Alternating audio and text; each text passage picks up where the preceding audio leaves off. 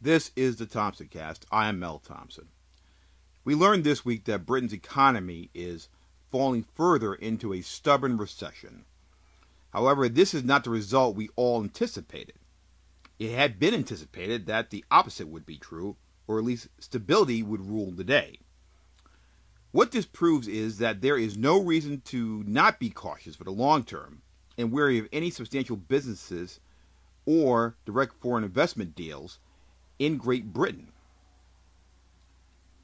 It is this simple reason that I feel that you need to be wary. And that reason is that Britain has the Olympics. They also have just recently celebrated the 60th anniversary of Queen Elizabeth's ascension to the throne. These are economic engine drivers. And evidently, they have not improved the economy in the retail sector, housing, or construction, which is absolutely astounding to me. And the reason I know this is based upon reports from people much smarter than myself who are economists who have looked at the British economy between April and June of this year. In fact, those economists have said that the economy in Britain has contracted by 0.7% between April and June. And during that time, there was a substantial positive economic activity. Obviously, you're looking at the Queen's celebration and the Olympics. And these two things had little or no impact. Actually, no impact if it was a contraction of the economy. That is very, very troubling. Britain has the 2012 Summer Olympics going on this week and next week. And during the April to June period, a great deal of economic activity failed to move the needle in a positive direction. How can this happen in a nation the size of Britain? More importantly, why is this the third straight quarter that the British economy has declined?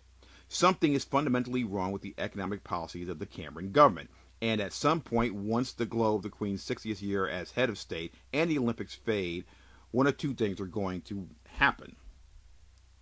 The first thing that may happen is that the Cameron government could all of a sudden become the Franklin Roosevelt administration and come out with a series of government finance projects. This is highly unlikely because this is not the modus operandi of the British Conservative Party, nor do they have the money for such an approach. The second possibility is to stay the course, which is what I expect. Cameron will simply ride the tail of the Olympics into the Christmas holiday season. By next spring, he will be in political trouble once the numbers remain as they are right now. Doing nothing is not the right approach, and it is creating a substantial political risk known as uncertainty.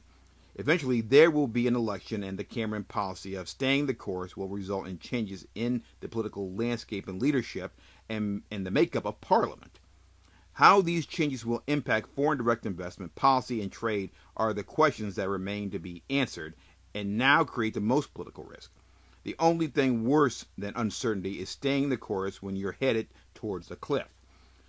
The numbers show that something needs to be done. However, I do not expect any real policy changes until the Cameron government is forced to do something because of the chance they may lose an election. A poor economy, no new policy changes, and staying the course.